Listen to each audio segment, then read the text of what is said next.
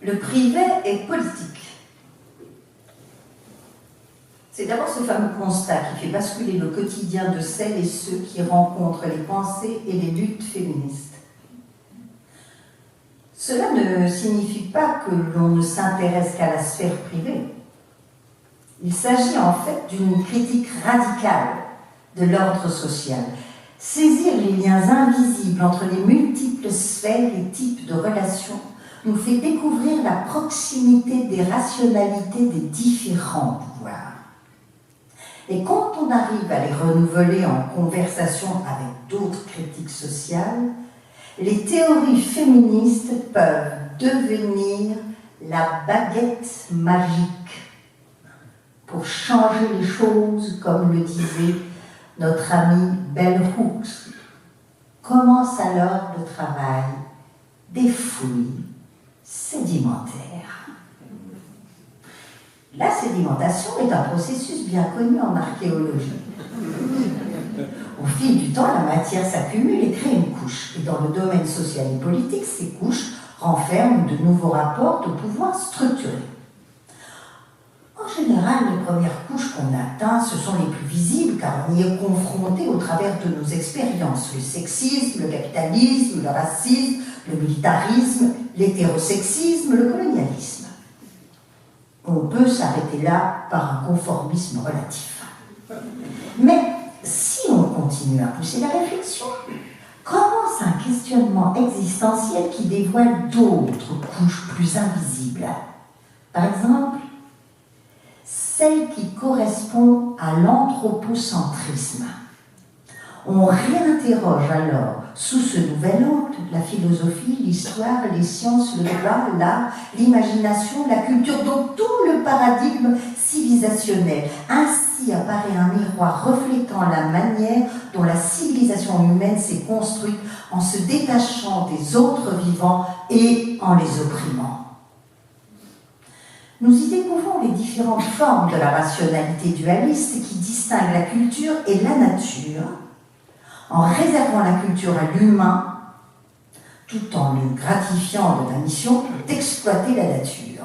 D'abord, nous voyons sa forme religieuse. C'est elle qui a sacralisé la logique dualiste, en affirmant que le monde a été créé pour l'être humain et que tous les êtres vivants doivent être à son service. Durant de longs siècles, cette pensée religieuse n'a pas seulement été la base théorique de l'anthropocentrisme, elle précisait également ses lois. Ces livres sacrés certifiaient que les anges étaient des serviteurs de l'humain, que toute la vie, la terre, le paradis et l'enfer se construisaient en fonction de lui et que les autres animaux étaient hors champ, hors paradis et hors enfer. Sans âme, sans croyance, sans esprit, tous les vivants en dehors de l'être humain étaient hors droit, donc assujettis au massacre et à toute forme d'exploitation. Ensuite, nous saisissons la forme moderne de cette rationalité. Elle a reproduit la même logique dualiste, cette fois-ci au nom de la science. Par exemple, en réduisant la physique newtonienne comme si c'était la science qui ordonnait avec un déterminisme absolu, de définir séparément toutes les unités rigides de la réalité, de considérer le monde comme prévisible et mécanique. La philosophie cartésienne, qui est une réduction spectaculaire de la pensée de Descartes, quant à elle, a théorisé pour de bon la séparation et la hiérarchisation de l'âme et la nature. Elle a ainsi joué un rôle déterminant dans la structuration de la logique, selon laquelle le corps est primitif, l'âme est transcendantale. De là découle le fait que la culture est supérieure à la nature, et que le maître de la nature est l'humain, ayant la capacité de réfléchir. Ce renouvellement du dualisme s'est articulé aux rationalités sexistes, esclavagistes, colonialistes, racistes, validistes, hétérosexistes déjà existantes. Les systèmes de domination interdépendants ont revitalisé ainsi leur pouvoir, leur logique de pouvoir. Toutes les dominées ont été assimilées à la nature et tout ce qui qui se rapporte à la nature a été doté de caractéristiques féminines. Incarné par de nombreux mouvements à travers le monde depuis la fin des années 70, l'écoféminisme est un courant de pensée aux multiples visages. En analysant l'exploitation conjointe du vivant et des femmes par une même rationalité de pouvoir, il a beaucoup contribué à la compréhension de cette structuration intersectionnelle des pouvoirs sur les façons et les processus par lesquels certaines réalités sont désignées comme naturelles.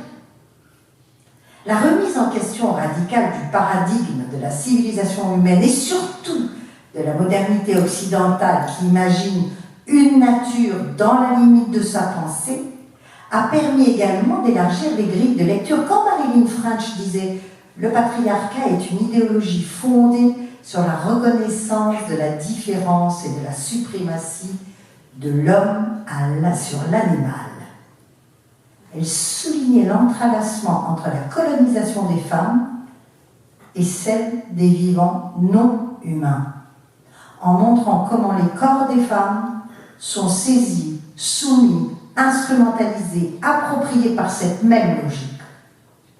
En mettant en lumière le paradigme commun des multiples systèmes de domination, Donna Haraway, quant à elle, a brouillé la frontière entre l'humain et l'animal, celle entre l'homme animal et la machine, et celle entre physique et non physique. Par ailleurs, nous pouvons noter la contribution à ces grilles de lecture des nouvelles découvertes des physiciens.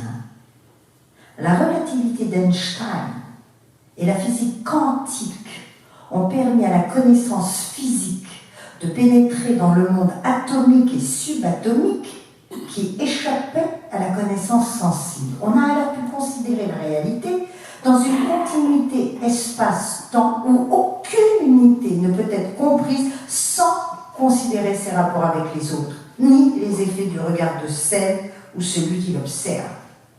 Nous pouvons également souligner la contribution de Spinoza. Le philosophe néerlandais avait remplacé la transcendance par l'immanence, en expliquant que la pensée ne transcende pas l'émotion ou le corps, que la raison ne transcende pas la nature. La raison ne peut donc prétendre maîtriser la nature, car la raison et la nature ne sont pas opposées, elles sont imminentes l'une à l'autre. Au croisement de multiples contributions critiques, s'est construit un nouveau paradigme selon lequel les êtres ne sont pas des entités rigides, mais transitives, leur contour n'étant pas éternel. En donnant donc la juste place à l'humain au sein des vivants, la liberté est comprise comme un processus intégral, ce qui a favorisé le terme biosphère au lieu d'environnement, puisque dans cette vision, l'être humain n'est pas au centre de la planète, ni les hommes, ni les blancs, ni l'Occident. L'adoption de la notion d'écologie sociale était le signe de la prise en compte de la dimension sociale et politique de la crise écologique, autrement dit de l'imbrication des rapports sociaux avec l'anthropocentrisme. En effet, toutes ces questions étaient interdépendantes. Comment vivre, comment s'organiser, comment produire, comment cultiver, comment habiter, comment décider, comment partager. Cette critique intersectionnelle devient aussi une utopie pour créer des outils, des mécanismes, des espaces subversifs contre la domination du marché, la militarisation, la centralisation et l'uniformisation de la civilisation humaine. Nourris, renouvelés dans multiples débats, les analyses écoféministes intersectionnelles ont développé des pistes d'explication plus approfondies sur les liens idéologiques et conflictuelles entre différents dispositifs de pouvoir et sur leur logique commune. C'est une même rationalité qui considère le vivant comme un simple produit de consommation, qui le bestialise et qui considère tous les corps colonisés comme offerts ou asservis. Elle se donne la légitimité de remettre en ordre tout ce qui serait chaotique, marginal ou extérieur à elle-même. Le désordre et l'altérité doivent être normalisés. C'est sur ce même postulat que s'appuie la colonisation, la bananisation de l'esclavage des animaux, l'occupation des forêts et des mers, la répression de la folie, l'homophobie, les rapports sociaux de classe, le validisme. Il est impossible d'arrêter l'effondrement de la planète ni le malheur qui pèse sur l'humanité sans prendre compte de leur interaction. Cette grille de lecture multidimensionnelle permet surtout de voir autrement ce qui est en arrière-plan, invisible ou silencieux. Elle rompt ainsi avec le registre militant traditionnel, puisque les espaces écologistes majoritaires n'ont pas une réflexion sur les questions de colonialisme ou de racisme, et que malgré les convergences temporaires, les luttes anarchistes, féministes, antiracistes, anticapitalistes, pacifistes et écologiques restent cloisonnées et leurs lignes politiques sont précisées en fonction des priorités: patriarcat militarisme, patriarcat hétérosexisme, patriarcat capitalisme, patriarcat anthropocentrisme, patriarcat nationalisme. Or, le terme intersectionnel appelle à ne pas définir la priorité. Dans d'autres espaces non occidentaux, on utilise d'autres termes.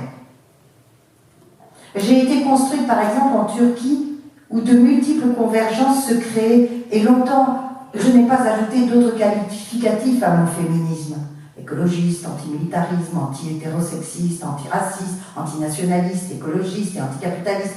Sinon, cela serait devenu une phrase sans fin. Pour raccourcir la phrase, nous avions inventé le terme de féminisme acrobatique. Celui-ci nous permettait aussi de dire que pour garder une vision sincère qui ne ferait aucune concession avec aucun rapport de pouvoir, il nous fallait rester dans l'interrogation et la performance permanente. Donc, être des acrobates. Cette notion humoristique renvoie peut-être à une forme de danse des luttes entre elles, qui se transforme en se touchant. Que nous les appelions acrobatiques ou intersectionnelles, ces luttes présentent une immense aspiration à la liberté. Elles imaginent d'autres bases relationnelles que la domination, la compétition, l'exploitation, qui serait solidarité, coopération et liberté. L'imagination devient ainsi un projet de création. Durant cette danse des luttes entre elles, non seulement de nouvelles perspectives émergent, mais de multiples expériences relationnelles s'accumulent également. Se créent alors des cultures alternatives, des espaces autonomes, des dispositifs de justice qui redonnent place à l'éthique du soin. Et cette éthique privilégie la sollicitude, l'attention et le souci des autres en considérant le soin comme une valeur centrale dans la politique et la justice.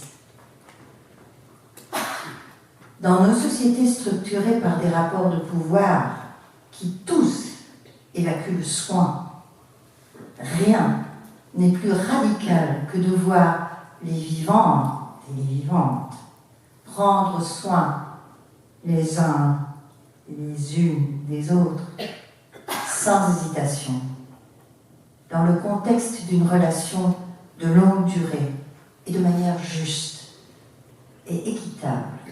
C'est en prenant soin de la vie que nous pouvons réinventer le monde.